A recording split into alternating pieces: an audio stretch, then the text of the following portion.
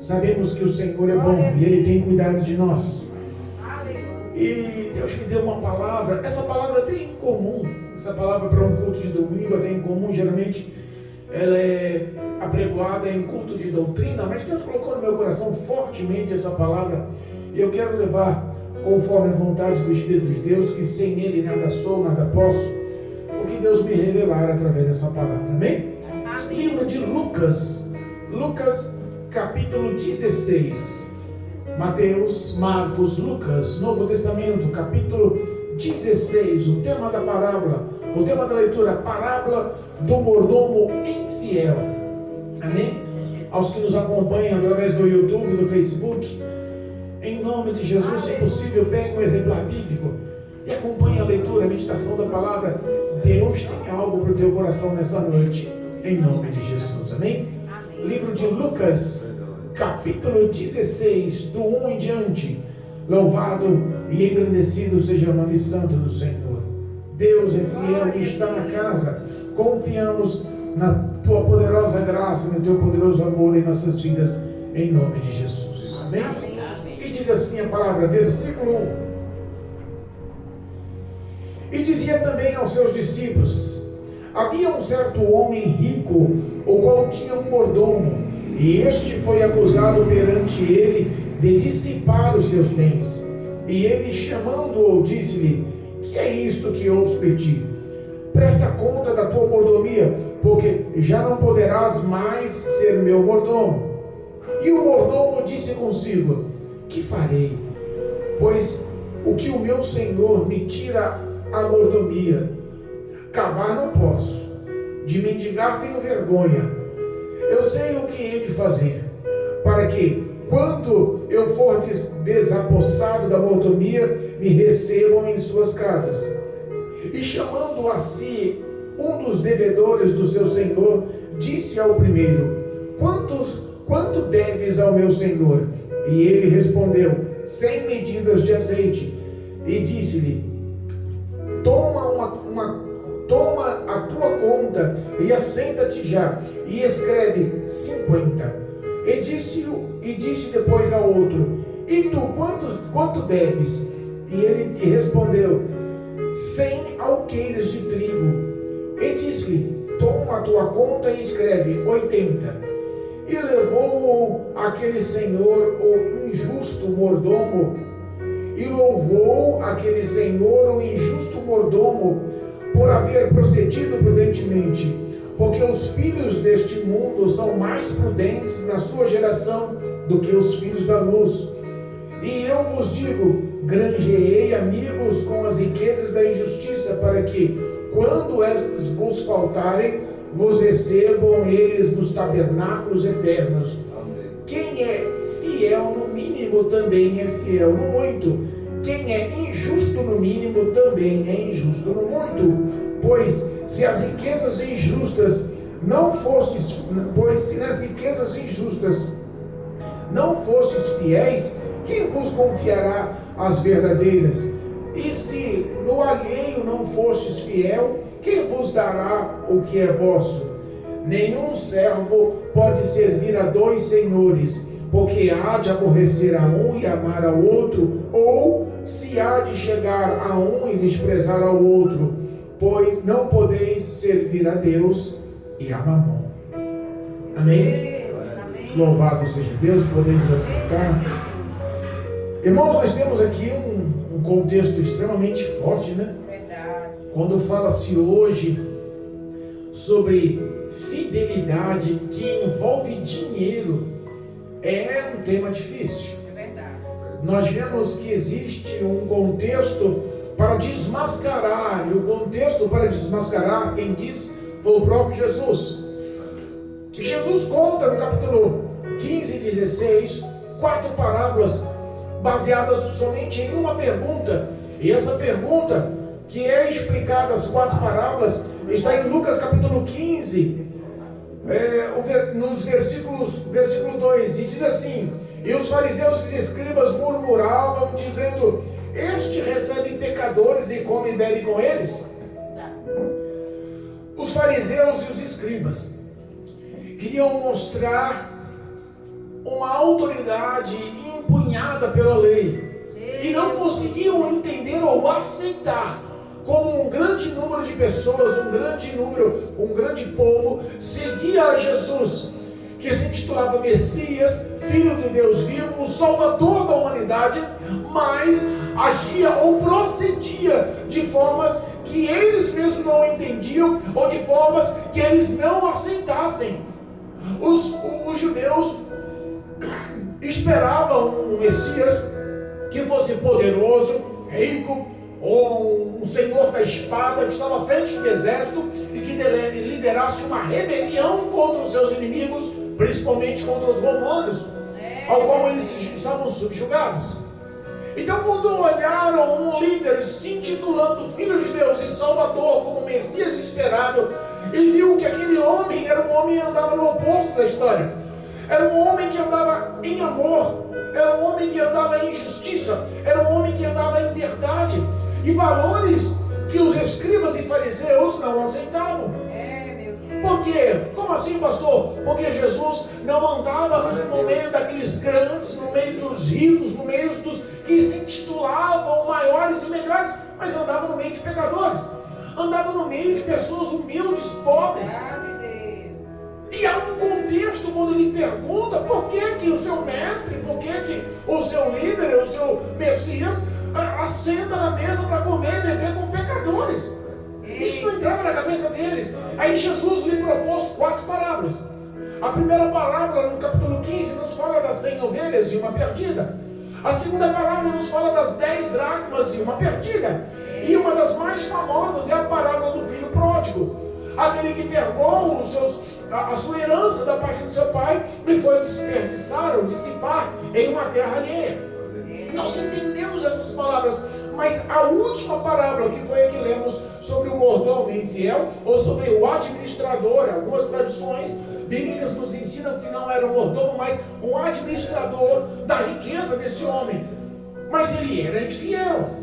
Mas o contexto da palavra discrimina ou fecha com chave de ouro, um checkmate, sobre a ideia dos fariseus e escribas, que lhe perguntaram por que esse homem, o Messias, come com pecadores, bebe com pecadores, anda no meio de pecadores e publicanos.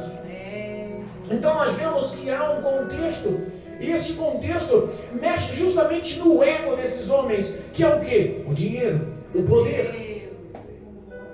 Ele começa contando a parábola. Existia um homem rico. Esse homem rico, ele tinha um mordomo ou um administrador que cuidava das suas finanças. Esse homem rico ouviu falar que o administrador das suas finanças, dos seus bens, estava dissipando ou estava gastando dissolutamente os seus valores, a sua renda, o seu dinheiro. Estava a desperdiçar o que era dele. Entenda que, primeiro, nós vivemos o contexto da história no mundo espiritual. O homem rico, que era dono de todas as suas riquezas, contratou uma pessoa para administrar o seu valor. Aquele que, no mínimo, um servo, empregado que administrava e cuidava dos seus valores, passando o tempo, ganhou intimidade, ganhou todo um tipo de malícia para conduzir os negócios daquele homem e começou a gastar além do que podia e a viver uma vida dissoluta além do que era para viver. Ele era assalariado, mas ele gastava do que ele emprestava, ele gastava do que ele compartilhava, além do que era para gastar. Lembra da história do filho pródigo? O filho pródigo pegou a herança do pai e foi gastar ou desperdiçar um valor que não era dele, era do pai. O pai estava rico e herança só se dá quando morre. Ninguém dá uma herança se está vivo. Então o valor que o filho pródigo desperdiçou não era o valor dele, era o valor do seu pai. Esse é o mesmo contexto. Nós entendemos que esse homem administrador, que estava administrando o dinheiro daquele homem rico, ele estava gastando o dinheiro que não era dele, e de uma forma dissoluta, de uma forma incontrolável, porque parece que não, mas o dinheiro lhe dá poder. E todas as vezes que você está com o poder na mão, se você não tiver a graça e a soberania de Deus, conforme os valores bíblicos, você se perde. Você se corrompe. E quando você se corrompe, no mundo espiritual eu costumo dizer que o diabo, ele sempre te influencia para pecar, mas quando peca ele é o primeiro a te acusar. Ele é o primeiro a te desmascarar. Ele é o primeiro a te apontar. E foi o que aconteceu. O dono daquele dinheiro, aquele homem rico, ouviu falar, tradução, apontaram. Aquele cara que você colocou responsável para cuidar do seu dinheiro, está torrando o seu dinheiro, você não tem nem noção. Meu Deus. Ou, como vulgarmente fala aí fora, caguetou ele. Aquele homem caguetou ele, entregou. E o dono do dinheiro chama a tomar satisfação. Peraí, o que está acontecendo? O que os outros estão falando de você? Eu confiei o meu dinheiro para que você administre, para que você prospere, para que você renda, para que você cresça o meu dinheiro e você está gastando de uma forma errônea. Quer saber uma coisa? A partir de agora eu quero satisfação de tudo que você tem nas suas mãos como administração e a partir de já você está sendo despedido. Está perdendo o emprego, mas eu quero que você me dê conta do que você tem aí em andamento com o meu dinheiro. A Bíblia fala que aquele homem, espiritualmente, ele já estava desmascarado. Espiritualmente, ele já tinha passado vergonha com aquele senhor, com o seu patrão. E é mais ou menos assim, quando o dinheiro ele começa a tomar conta da vida da pessoa, quando o dinheiro ele começa a ser prioridade na vida da pessoa, você esquece dos valores mínimos de fidelidade, os valores mínimos de satisfação, os valores mínimos de honrar a sua palavra. O dinheiro, ele começa a dominar a mente do homem. O dinheiro, ele começa a dominar a história do homem. E ele, analisando o seu futuro, porque quando você está corrompido e desmascarado, quando você sabe que está andando em pecado, e aquele pecado já foi exposto, e haverá uma sentença para aquilo, que no caso, aquele homem, ele ia perder o emprego.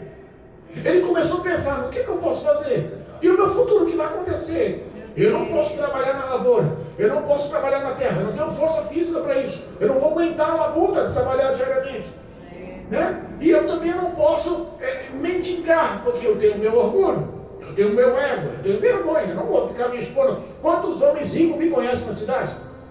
Quantas pessoas famosas me conhecem na cidade?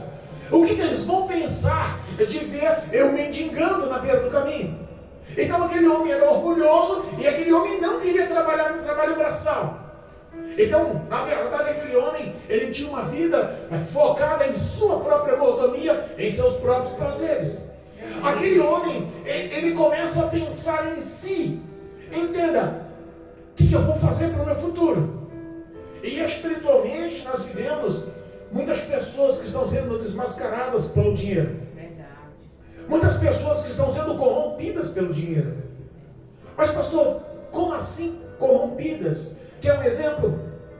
O livro de Provérbios, capítulo 28. Vamos dar uma lida lá? Provérbios, capítulo 28, versículo 22. Louvado e glorificado é o nome santo do Senhor. Livro de Provérbios. Aleluia. Capítulo 28, versículo 22, diz assim: aquele que tem, olha só, a sabedoria de Salomão, ao expressar a verdade do íntimo do coração do homem, que já está corrompido pelos valores terrenos. Versículo 22, aquele que tem um olho mau e corre atrás das riquezas, não sabe que há de vir sobre ele a pobreza. Meu Deus. A descrição deste versículo é a descrição da história desse mordomo, desse administrador, e é a história que está sendo descrita também através dos grandes ministros e grandes líderes de igreja, mundialmente falando. Meu Deus. Olhos maus. Você sabe que tudo o que influencia sobre a vida do homem, tudo que pode corromper a vida espiritual do homem é através do olhar. O olho é a janela da alma. É através do olho que entra a corrupção. A Bíblia fala que se tiver olhos bons, tudo que há no teu interior é bom. Mas se os seus olhos forem maus, tudo que há no teu interior é mau. Salomão está especificando: se o olho do homem é mau e procura riquezas, quantos pastores estão se corrompendo pelo dinheiro? Quantas pessoas estão se corrompendo pelo dinheiro? Nós vemos que antigamente o pastor ele era respeitado como ministro na casa do Senhor. Hoje o pastor é tido como um empresário na igreja. Nós vemos que antigamente os levitas que adoravam o Senhor e traziam a glória e a presença de Deus para a casa de oração, hoje é tido como cantores. Meu Deus. Nós vemos que antigamente os cultos de adoração, os cultos de louvor e engrandecimento ao nome do Senhor, hoje são intitulados como shows gospel. Meu Pai. Qual que é a raiz dessa história? O dinheiro. Meu Jesus. O propósito foi perdido, o propósito foi aniquilado sobre o amor ao próximo, sobre verdadeiramente ver o que Jesus nos ensina pela palavra. Verdade. Aquele mordomo seguiu esse caminho, como nós vemos muitos que estão na mídia aí, seguindo por este caminho. Verdade. Você sabe que eu fui pregar numa igreja, lá depois, Terra Preta. Eu fui pregar numa igreja em Terra Preta, uma igreja grande, luxuosa, de posses. O proprietário do ministério, o proprietário da igreja era dono da igreja, ele era um empresário. Ele tinha aquela igreja, e aí eu preguei naquela igreja chique, luxuosa, e terminou o culto, estávamos no estacionamento da igreja, estacionamento gramado, no local aberto, no interior, lindo local. E aí o pastor conversando comigo, aquele pastor bem trajado, com falas eloquentes, a gente vê que era um homem estudado, um grande empresário, pergunta para mim, e aí pastor, como é a sua igreja? Eu falei, minha igrejinha é pequena. A minha igrejinha era um bairro pobre, intitulado como uma favela, ou comunidade, como se dizem hoje. Eu prego para dependentes químicos. Eu falo do amor de Jesus para as pessoas que estão vivendo em meio ao tráfico. Eu falo de Jesus para as pessoas que estão corrompidas pela promiscuidade. Ele olhou para mim e falou assim, pastor, você não leva a mão não, mas eu não prego mais para esse tipo de gente não. Meu Deus. Parece que eles não levam mais a sério.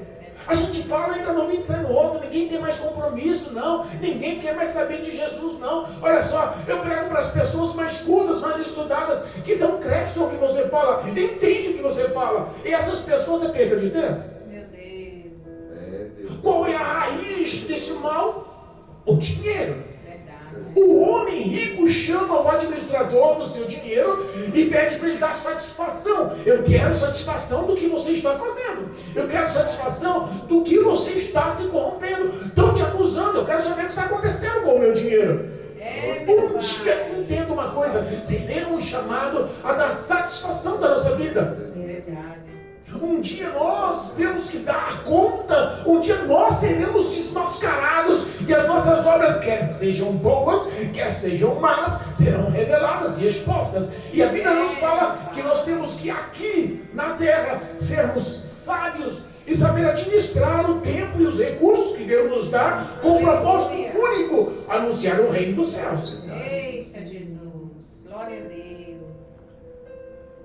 Lucas, Aleluia. louvado seja Deus. Na leitura oficial, ele especifica o mordomo ou o administrador. Ele começa a falar consigo mesmo, e agora? A casa caiu. Meu Deus. E agora o que eu vou fazer? Eu não tenho outra profissão. Trabalhar duro eu não vou. Nem todo mundo gosta de ser servente de pedreiro, né, meu Douglas? Nem todo mundo tem disposição para pegar a mão na enxada. Nem todo mundo tem disposição para carregar tijolo ou botar uma lata de cimento nas costas. Verdade. Nem todo mundo quer se submeter a um trabalho braçal. E a Bíblia nos ensina que Jesus fazia trabalho braçal, pois ele era um carpinteiro. Aprendeu a profissão com o seu pai. Não era um trabalho de administração, de eloquência, de ensino superior. Era um trabalho braçal, tinha as mãos calejadas. Lá em Isaías, capítulo 53, fala que ele era um homem experimentado no trabalho. Glória a Deus. E ele fala assim, não, eu não posso trabalhar num trabalho pesado. Não vou ter ânimo, nem quero isso para mim. Meu Deus. Mendigar, nem pensar. Eu tenho o meu ego, o meu orgulho. Todo mundo me conhece.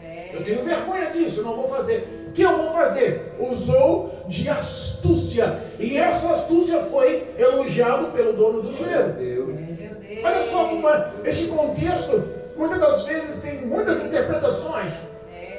É uma das palavras até difícil de se explicar. E existem muitos caminhos a se explicar, mas esse contexto nos ensina que esse administrador, o que tinha que dar satisfação do dono, ao dono do dinheiro, ele chamou as pessoas que deviam ao seu senhor.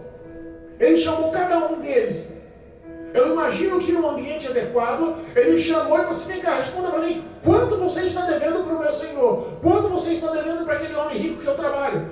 Ele olhou e falou assim: olha, eu devo, louvado seja Deus.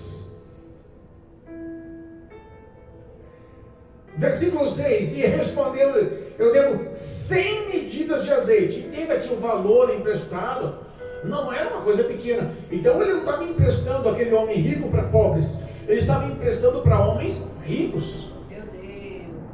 Aí automaticamente o administrador, o mordomo olha para ele e fala assim: não, faz o seguinte, senta aí, pega a caneta, pega o seu contrato, escreve com a sua própria letra. Em vez de 100 medidas de azeite, você vai dever aí, bota 50.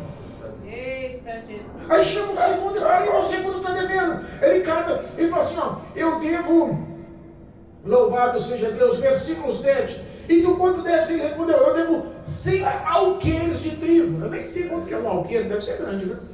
100 alqueires de terra, de trigo. Ele falou assim: então faz o seguinte, senta aí e escreve no teu contrato de dívida que em vez de 100 você deve 80. Meu Deus. E a gente começa a analisar por que ele está pedindo. Por que ele está pedindo para os que estão devendo colocar o contrato que deve menos? Alguns teólogos ou estudiosos dizem que aquele administrador de dinheiro, ele usou de algumas estratégias para ganhar crédito com o homem rico. Meu Deus. Ele sabia que o homem rico tinha emprestado aqueles valores, e os valores poderiam ser em dinheiro ou em alimento. Luís está especificando aqui, especifica sobre alimento, trigos e azeite. Eram produtos caros e eram produtos valorizados, mas sabe o que era mais valorizado no meio do povo de Israel? O nome. O homem rico não queria tomar o título de homem perverso, de homem mau, porque para eles a fama de ser um homem bondoso vale muito mais do que o próprio dinheiro. Meu Deus. Lá em Deuteronômio, capítulo 23, se não me engano, capítulo 3, versículo 28 diz: louvado seja Deus. Capítulo 23, versículo 19, diz assim, que não empreste o seu dinheiro a qualquer israelita, tradução de israelita para israelita, cobrando juros. Não era aceitável, era a lei. Deuteronômio é um dos livros da lei de mosaica, de Moisés, que ele seguia uma risca. Se for para estrangeiros, se for para um outro povo que não seja o povo de Israel, pode-se cobrar juros. Mas de irmão para irmão, de israelita para israelita, era proibido cobrar qualquer tipo de empréstimo, seja de alimentos ou em dinheiro, cobrar juros. Então, ele não queria, o administrador, ganhar a fama de um homem infiel, que levava juros ou levava lucro no meio do próprio povo de Israel. Era contra a lei, ele poderia ser penalizado. Então dá para se entender que o administrador do dinheiro daquele homem rico, de duas uma, ou ele estava cobrando juros, e aqueles juros que eles pagavam, ele estava gastando, dissipando, gastando aleatoriamente o dinheiro daquele homem rico. Essa foi a acusação. Não podia cobrar juros, mas ele emprestava, e o que ele cobrava mais, ele estava gastando, ou desperdiçando. Ou aquele homem estava tirando a sua comissão, o seu lucro do empréstimo. Ele era um trabalhador, ele estava prestando serviço àquele homem rico, ele estava administrando, mas ele tinha a sua renda a ganhar, ele não estava fazendo de graça. Então deu a entender: o meu senhor, o homem rico, está me mandando embora, estou perdendo emprego, eu não posso perder o crédito. Com o homem rico, eu tenho que sair de cabeça em pé, e com os que emprestam daquele homem rico, que são os que eu intermedio, que eu administro eles, eu também não posso sair com uma fama. Por quê? Futuramente eu posso precisar deles. Eu vou ficar desempregado, eu vou ficar sem recursos, e eu quero pensar no meu futuro.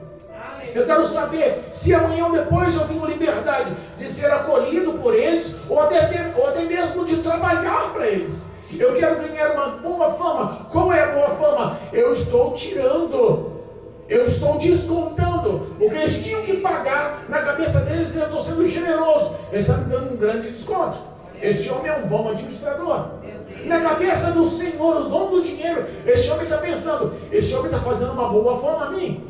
Eu não estou tendo lucro, também não estou tendo prejuízo, mas estou ganhando a fama de um homem bondoso. Olha só a mente desse homem. E aí a Bíblia fala: louvado seja Deus, glorificado seja Deus. Versículo 8. E diz assim, ó: e louvou, ou agradou-se, o dono do dinheiro, aquele senhor, ou do injusto mordomo, ou daquele homem afamado que administrava o dinheiro dele mal. Ele agradou-se do homem que administrava o seu dinheiro com aquela atitude, por haver procedido prudentemente. Porque os filhos deste mundo são mais prudentes do que na sua geração, do que os filhos da luz. Entramos num contexto. Este homem, ele estava gastando, desperdiçando o dinheiro do próximo, mas ele não era avarento. Ele só queria curtir a vida. O avarento era um homem rico, que estava tomando satisfação do que era dele.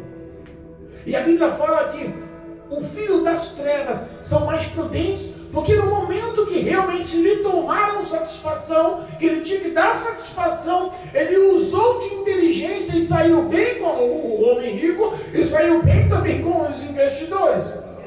Usou de estratégia para fazer amigos, gastar o recurso daquele dinheiro que era injusto em seu favor, em favor do próximo.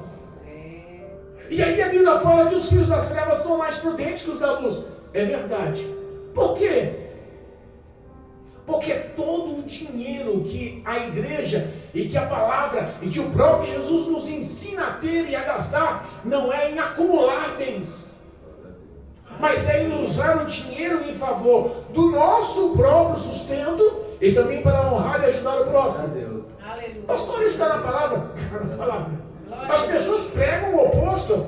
Tem muitos pregando prosperidade para ir. Tem muitos pregando que se você, Mara, não tiver dinheiro, não for uma mulher próspera, não for uma mulher rica, não for uma mulher que está crescendo na vida, você está em pecado. Você não está bem com Deus. É o que estão pregando por aí. É o que estão se anunciando que é o Evangelho. É os que estão se anunciando que leva a salvação. Riquezas. Se você está bem prosperamente, você está bem com Deus, você vai para o céu. Por que tem preço para o céu? Olha o que diz a palavra do Senhor. Louvado seja Deus, glorificado seja o nome do Senhor. Efésios, capítulo 4, versículo 28. Vamos lá acompanhar comigo? Livro de Efésios, capítulo 4, versículo 28. Diz assim, ó. Quando nós falamos sobre dinheiro, realmente é difícil a interpretação. Podemos analisar da seguinte forma: eu trabalho tanto, me esforço tanto, acordo de manhã, pego condução, aguento bucha do gerente, tenho que dar satisfação da minha mão de obra. Se eu tiver que depender de vendas, de números, se eu não apresentar, eu sou mandado embora. Tenho minhas contas a pagar, tenho que sustentar a minha família. Os pensamentos nos inclinam a manter os nossos próprios prazeres e deleites carnais. Mas olha o que a Bíblia nos ensina. No caso daquele homem que estava vivendo injustamente com o dinheiro do homem, era uma espécie de roubo, não era isso? Olha o que diz Efésios capítulo 4, versículo 28. Aquele que furtava, não furte mais. Que era o que aquele homem estava fazendo. E que é o que muito crente está fazendo nos dias de hoje. É o que muito crente está fazendo. Em cobrar para pregar é um furto. É o que muitos crentes estão cobrando. Se vocês querem que eu vou aí cantar, eu cobro tanto. Dão uma desculpa que é uma ajuda de custo. Que ajuda de custo que cobra 20, 30 mil reais? Que pregação de 50 minutos que as pessoas estão pedindo um cachê de 50 mil reais? Meu Deus. Olha só, aquele que furtava não furte mais. Antes trabalhe. Trabalhe como? Trabalhe honestamente. Trabalhe justamente. Trabalhe com o suor do rosto. Trabalhe honradamente. Fazendo com as mãos o que é bom. Olha como o trabalho braçal ou o trabalho das suas mãos são honrados por Deus. Aleluia. Fazendo com as mãos o que é bom. Para quê? Para que tenha o que repartir com o que tiver necessidade. Glória a Agora Deus. falamos a verdade para si, nos confrontemos essa noite, julguemos a nós mesmos. Quando nós pegamos o salário no fim do mês, a gente pensa na necessidade do próximo? Ou a gente pensa no que está devendo? Ou a gente pensa no que vai comprar? Ou a gente pensa em ir nas Casas Bahia fazer um novo crediário? Meu Deus. Ou a gente não pensa em ir lá no shopping comprar um novo tênis? Ou a gente não pensa em ir para o mercado e gastar com as misturas que a gente está querendo comer diariamente, sem analisar ou pensar que muitas das vezes um vizinho pode estar precisando? Meu Deus. O que nos orienta a Bíblia é que o nosso salário, o suor do nosso rosto, o que a nossa honestidade ganha no pão de cada dia, não seja exclusiva para o nosso próprio pensamento, os nossos próprios prazeres, as nossas próprias satisfações, mas seja inclusa a necessidade dos que estão ao teu redor. Amar ao próximo. Amar ao próximo. E parece que está ficando cada vez mais esse tema. Está ficando cada vez mais complicado entender o que é amar.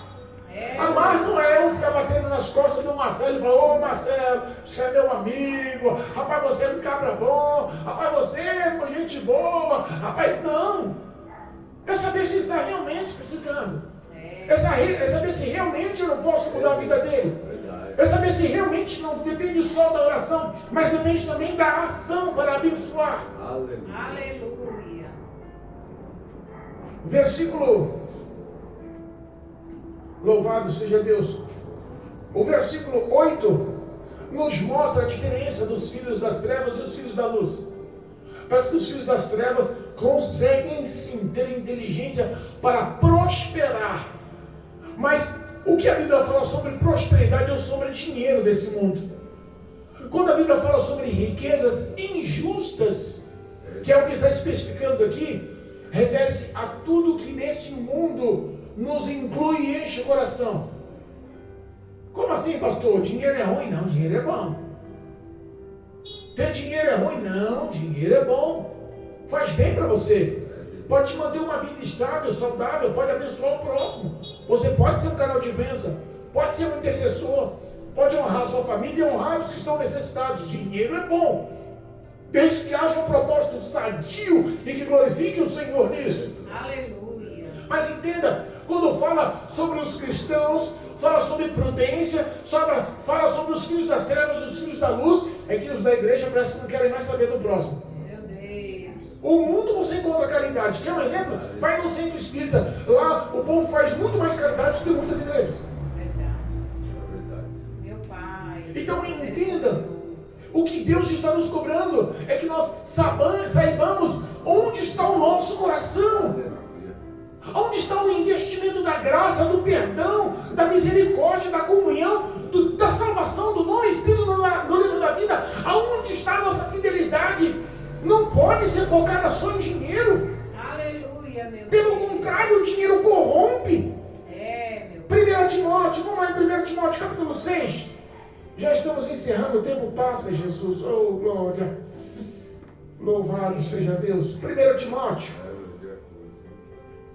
Louvado seja Deus. Capítulo 6. Versículo. Oh, glória. Versículo 6 em diante. Eu ia ler o versículo 10, mas vamos lá no versículo 6 em diante.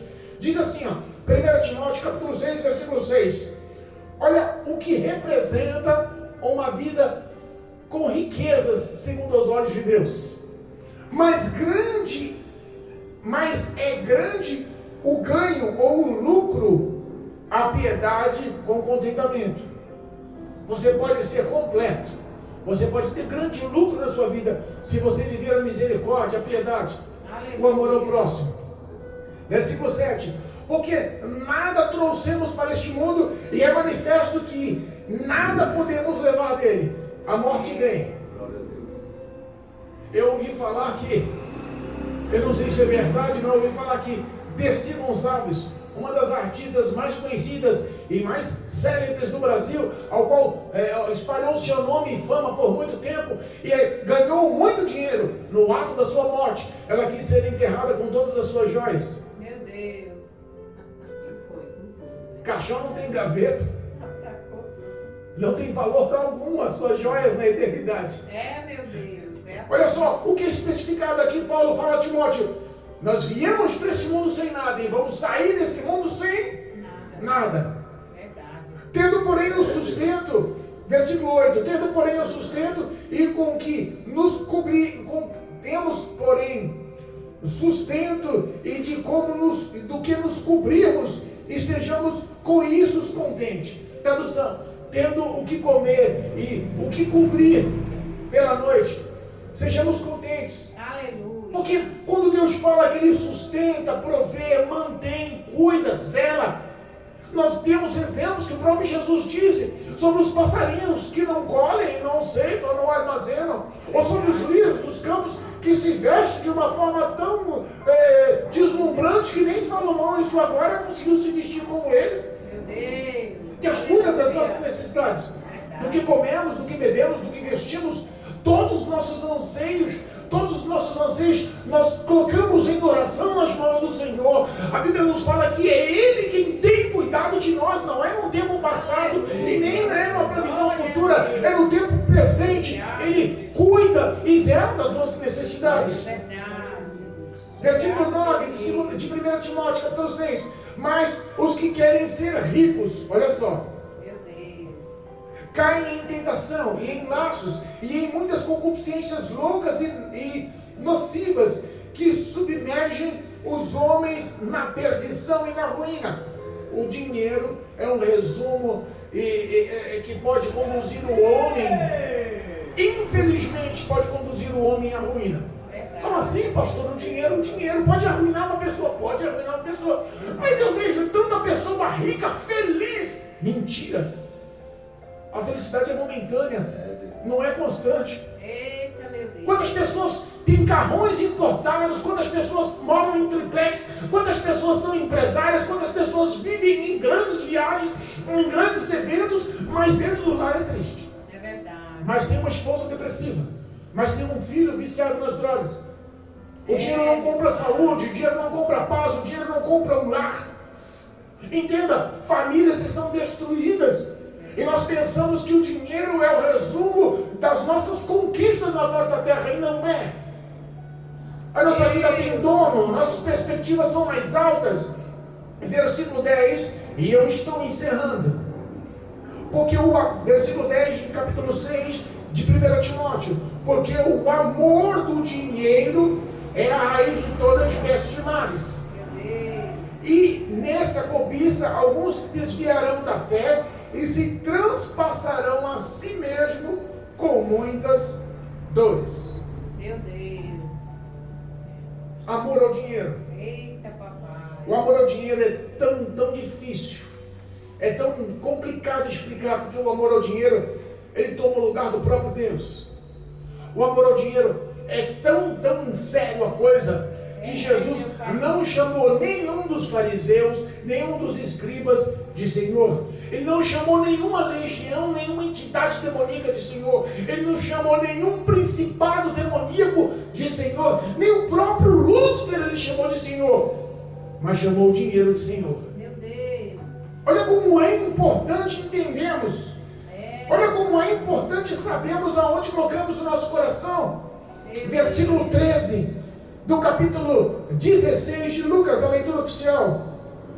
Nenhum servo pode servir a dois senhores. Meu pai. Jesus se colocou como Senhor e colocou o dinheiro como Senhor. São dois senhores. Meu Deus.